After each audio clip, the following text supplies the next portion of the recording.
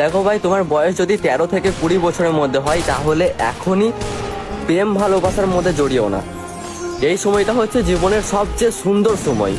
এই সময়টা ভালোভাবে উপভোগ করো, মন দিয়ে পড়াশোনা করো, বন্ধুদের সাথে গ্যাং তৈরি করে একসাথে স্কুলে যাও, মজা করো, স্কুল লাইফের আসল এনজয়টা উপভোগ করো।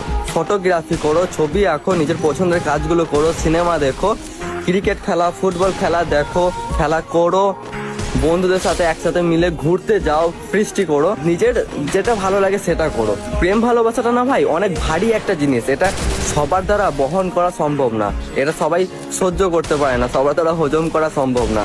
তাই প্রেম ভালোবাসাটা বাদ দিয়ে সব কিছু করো।